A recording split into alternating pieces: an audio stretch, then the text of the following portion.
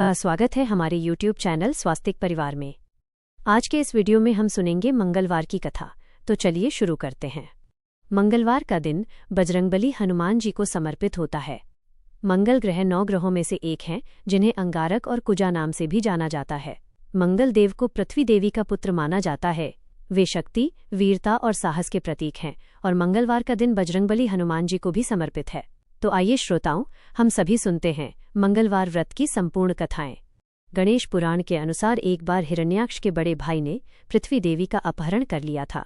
पृथ्वी देवी को उससे छुड़ाने के लिए भगवान ने वराह रूप धारण किया। भगवान ने हिरण्याक्ष का वध किया और पृथ्वी देवी को बचाया। उस समय पृथ्वी देवी भगवान से बहुत प्रसन्न हुईं और उनसे विवाह करना चाहती थीं।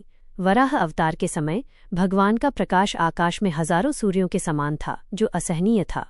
तब भगवान ने पृथ्वी देवी की इच्छा पूर्ण करने के लिए अपने सुंदर और मूल रूप में उन्हें दर्शन दिए। तब उनका विवाह हुआ और वे 1 वर्ष तक अकेले रहे। तब उनके पुत्र के रूप में मंगल देव का जन्म हुआ। शिव पुराण के अनुसार एक बार भगवान शिव कैलाश पर्वत पर ध्यान में लीन थे। तब उनके माथे से पसीने की 3 बूंदें निकली और धरती पर गिरी। उन बूंदों में से एक अत्यंत सुंदर शिशु प्रकट हुआ, जिसका रंग लालिमा लिए हुए था, जिसकी 4 भुजाएं थीं। भगवान शिव ने बालक का पालन पोषण करने के लिए पृथ्वी देवी भूमि को सौंप दिया। बालक का नाम भूम रखा गया, क्योंकि उसका पालन पोषण और परवरिश भूमि द्वारा यानी धरती माता द्वारा हुई थी। जब भूम बड़े हुए तो वे काशी गए और भगवान शिव को प्रसन्न करने के लिए कठिन तपस्या की। भगवान शिव ने उन्हें आशीर्वाद देते हुए मंगल लोक प्रदान किया, जो शुक्रोक से भी अधिक श्रेष्ठ था। इसी भूम को सौरमंडल में मंगल ग्रह के नाम से जाना जाता है। मंगल देव की 4 भुजाएं हैं और वे त्रिशूल और गदा हथियार के रूप में धारण करते हैं। यह लाल आभूषण धारण करते हैं। मंगल देव की पूजा करने से त्वचा संबंधी रोग, ऋण और गरीबी से मुक्ति मिलती है। भगवान मंगल का रत्न मूंगा है और उनका दिन मंगलवार है और ये दक्षिण दिशा के संरक्षक हैं। मंगलवार के व्रत की कथा एक समय की बात है। एक बूढ़ी औरत रहती थी। वो हर मंगलवार को व्रत रखा करती और उन्हें हर तरह की सुख समृद्धि प्राप्त थी। उनकी बहू उन्हें हर मंगलवार को 4 रोटियां देती। तब वो रोटियां लेकर हनुमान जी के मंदिर में जाती और वहां 2 रोटियां अर्पित करती। बाकी 2 रोटियां वो खुद खा लेती और तृप्त हो जाया करती। एक बार बहू ने अपने बच्चों को दादी के पीछे पीछे चलने और वो क्या करती हैं, इस बात पर नजर रखने के लिए कहा। मंगलवार का दिन आने पर बूढ़ी महिला ने 4 रोटियां हाथ में ली और वो बजरंगबली हनुमान जी के मंदिर में जाने लगी। उनके पीछे पीछे उनके पोते चल रहे थे और जब पोतों ने देखा कि दादी ने भगवान हनुमान जी को 2 रोटियां अर्पित की और शेष 2 रोटियों से अपना व्रत खोला, तब उन्होंने घर आकर अपनी माँ को ये बात बताई। माँ को लगा कि बूढ़ी माई 2 रोटियां तो बर्बाद कर रही हैं, और फिर उसने अगली बार केवल 2 ही रोटियां पकाने का निश्चय किया। अगले मंगलवार को बहू ने उन्हें 4 की बजाय केवल 2 ही रोटियां दी। तब बूढ़ी माई हनुमान जी के मंदिर में गई और हनुमान जी को 1 रोटी अर्पित करके शेष 1 रोटी से अपना व्रत खोला। उनके पोतों ने ये सब भी देखा और घर आकर फिर से अपनी माँ को सारा हाल बताया। अब उन बालकों की माँ को लगा कि बूढ़ी माई तो 1 रोटी बर्बाद कर रही हैं। अगली बार मैं इनको केवल 1 ही रोटी दूंगी, ऐसा उसने फैसला किया। फिर अगला मंगलवार आने पर बहू ने बूढ़ी माई को केवल 1 ही रोटी दी और बूढ़ी माई उस 1 रोटी को लेकर हनुमान जी के मंदिर में चली गईं। उन्होंने आधी रोटी भगवान हनुमान जी को अर्पित की, बाकी आधी से अपना व्रत खोला। उनके पोते ने आज भी जब ये देखा तो आकर अपनी माँ को बताया। बहू ने सोचा कि बूढ़ी माई तो घर का पैसा बर्बाद कर रही है। अब उसने फैसला किया कि वो अगले मंगलवार को उन्हें कोई रोटी नहीं देगी। उधर वो बूढ़ी माई अगले मंगलवार बिना रोटी लिए खाली हाथ बजरंगबली हनुमान जी के मंदिर में गईं। आज उनके पास उन्हें अर्पित करने के लिए कुछ भी नहीं था। तब बजरंगबली हनुमान एक छोटे से बालक के रूप में उनके सामने प्रकट हुए और बोले, बूढ़ी माई क्या हुआ है? तब बूढ़ी माई ने उस बालक को पूरी कहानी सुनाई। बालक ने कहा, माई, आप इस मंदिर के पीछे अपनी एक कुटिया क्यों नहीं बना लेती और मुझे आप अपना पुत्र मान लीजिए। मैं आपके भोजन का प्रबंध कर दिया करूंगा। ऐसे परिवार में रहने का क्या लाभ जो अपने बुजुर्गों की देखभाल नहीं करता। बूढ़ी माई उस बालक की बात मान गई और झोपड़ी बनाकर वहीं पर रहने लगी। हर रोज वो छोटा बालक उनके लिए एक जग भरकर दूध और चीनी मक्खन मिला हुआ चूरमा लाता था। अब बूढ़ी माई का जीवन बहुत सुखमय और शांति भरा था।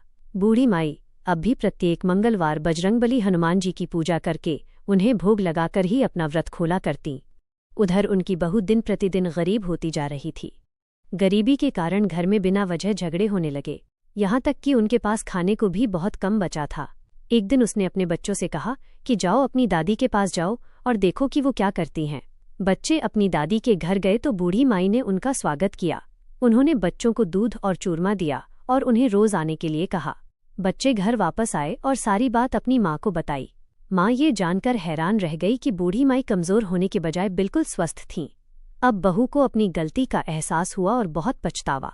तब उसने अपने पति से उन्हें वापस लाने के लिए कहा, लेकिन उसके पति ने कहा, मैं क्यों जाऊं? हमारे कष्टों के लिए तो तुम ही जिम्मेदार हो। तुम रोज परिवार में झगड़े करवाती हो। तुमने ही तो उन्हें घर छोड़ने पर विवश किया था। तुम तो थोड़े से भोजन के लिए भी उनसे ईर्ष्या करती थी। देखो, उनके जाते ही इस घर की सारी सुख समृद्धि मिट गई। तुम्हें बड़ों और उनके नेक कार्यों का कोई आदर ही नहीं है। तब बहू बोली, चलो हम सब उनके पास चलते हैं। हम उन्हें मना लेंगे कि वो वापस आ जाएं। तब उसका पति मान गया और वे बुढ़िया माई के पास गए। वहां जाकर उन्होंने देखा कि एक छोटा बालक बूढ़ी माई के पास बैठकर उन्हें भोजन परोस रहा था। बूढ़ी माई की बहू अपनी सास के चरणों में गिर पड़ी और अपनी गलतियों के लिए क्षमा मांगने लगी। बूढ़ी माई ने उस बालक से कहा, मैं उनके साथ जाऊं क्योंकि उन्हें अपनी गलती का एहसास हो गया है। बालक ने कहा, हाँ माँ जी, आप जा सकती हैं। अगर आपको कोई परेशानी हो तो फिर से आप वापस आ जाइएगा। अब बूढ़ी माई अपने परिवार के पास वापस लौट गई। अब भी बूढ़ी माई प्रत्येक मंगलवार का व्रत रखती, लेकिन अब उनकी बहू ने कभी भी हनुमान जी को अपने भोजन का आधा भाग अर्पित करने पर कोई भी आपत्ति नहीं जताई। उनके घर में फिर से सुख समृद्धि लौट आई और वे सभी सुखमय जीवन बिताने लगे। एक और कथा। एक बार एक ब्राह्मण दंपति थे। उन्हें संतान सुख प्राप्त नहीं था। इस कारण वे बहुत दुखी रहा करते। ब्राह्मण पुत्र प्राप्ति की कामना में हनुमान जी की पूजा करने के लिए एक बार वन को चले गए। वहां भक्ति भाव से वे हनुमान जी की पूजा करने लगे। घर पर उनकी पत्नी भी पुत्र प्राप्ति के लिए प्रत्येक मंगलवार का व्रत करती थी। व्रत के अंत में भोजन बनाकर हनुमान जी को भोग लगाने के बाद ही खुद भोजन करती थी। एक बार किसी कारण से ब्राह्मणी भोजन बनाकर हनुमान जी को भोग नहीं लगा पाई, तो उन्होंने अपने मन में प्रण किया कि अब अगले मंगलवार को हनुमान जी को भोग लगाने के बाद ही वो भोजन करेंगी। इस तरह 6 दिन भूखे रहने के कारण मंगलवार के दिन वह मूर्छित हो गईं। हनुमान जी उन ब्राह्मण की भक्ति, लगन और निष्ठा देखकर प्रसन्न हो गए। उन्होंने प्रकट होकर दर्शन दिए और कहा, मैं तुमसे बहुत प्रसन्न हूँ। तुम्हें एक सुंदर बालक देता हूँ जो तुम्हारी बहुत सेवा करेगा। तब हनुमान जी ने ब्राह्मणी को बाल रूप में दर्शन दिए और अंतर्ध्यान हो गए। सुंदर बालक को पाकर ब्राह्मणी बहुत प्रसन्न हुई और उन्होंने बड़े प्रेम से बालक का नाम मंगल रखा। कुछ समय बाद जब ब्राह्मण वन से वापस आए तो बालक को देखकर पत्नी से पूछा, ये बालक कौन है? पत्नी बोली, मंगलवार के व्रत से प्रसन्न होकर हनुमान जी ने दर्शन देकर मुझे ये बालक दिया है। लेकिन ब्राह्मण देवता को पत्नी की बात पर विश्वास नहीं हुआ, तो उन्होंने सोचा कि उनकी पत्नी उनसे झूठ बोल रही है और अपना पाप छुपाना चाहती है। एक दिन ब्राह्मण कुएं पर पानी भरने जा रहे थे।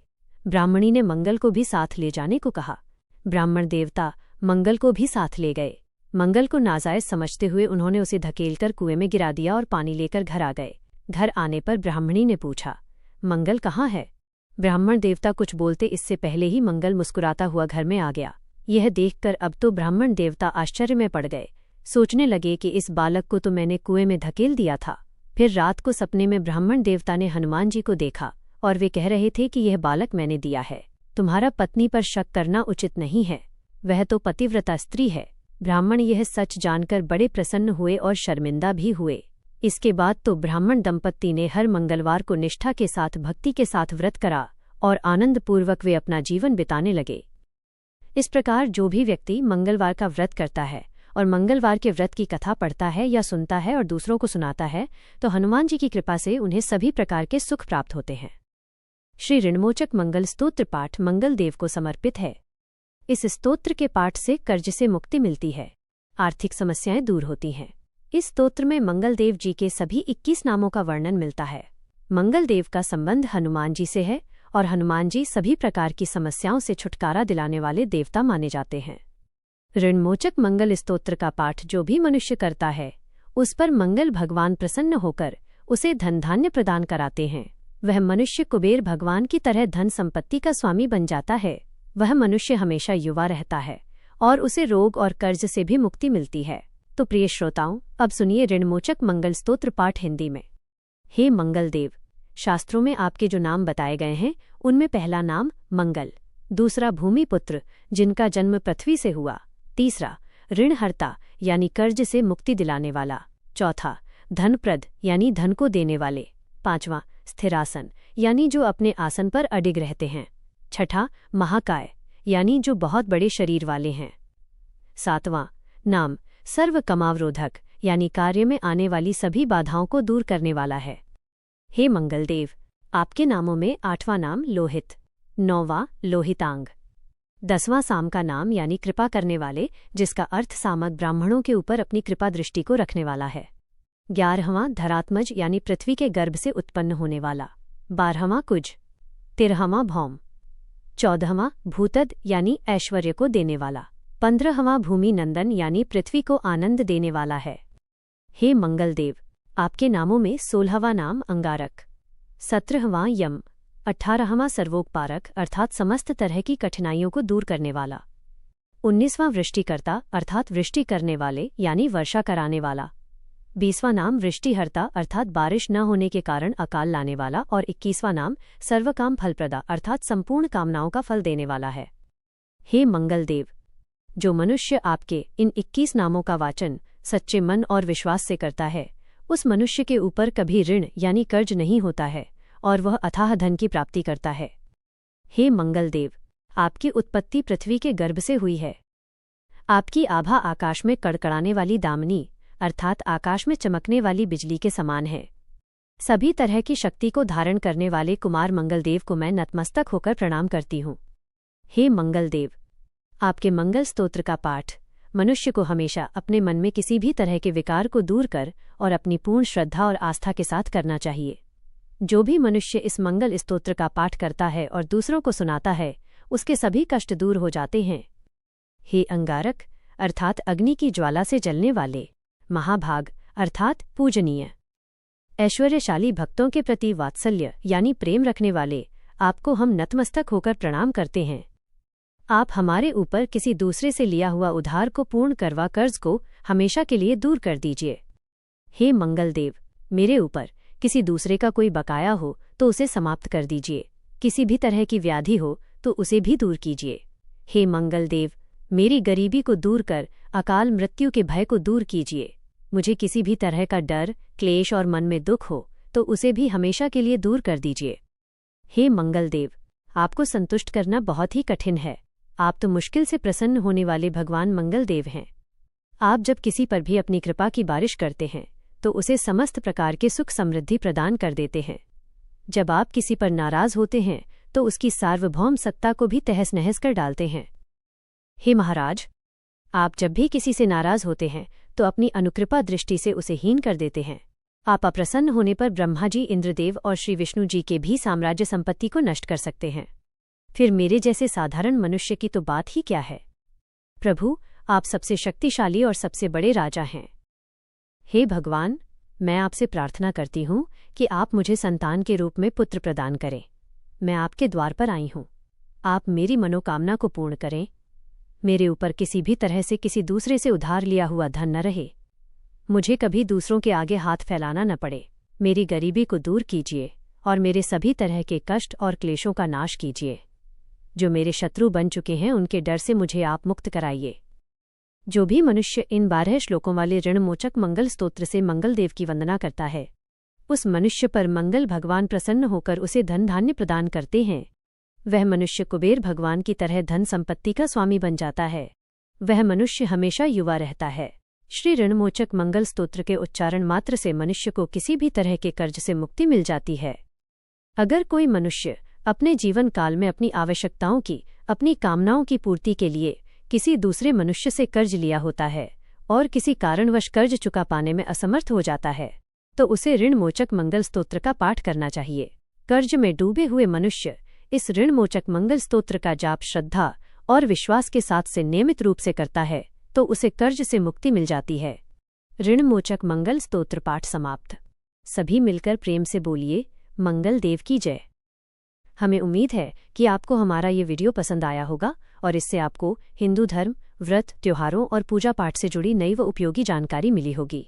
अगर आपको हमारा वीडियो अच्छा लगा हो तो लाइक, शेयर और सब्सक्राइब जरूर करें और घंटी का बटन दबाएं ताकि हमारे आने वाले हर नए धार्मिक वीडियो की सूचना आपको सबसे पहले मिले। फिर मिलेंगे अगले वीडियो में एक नई आध्यात्मिक कहानी और भक्ति भरे संदेश के साथ। जय श्री राम, जय माता दी, हर हर महादेव।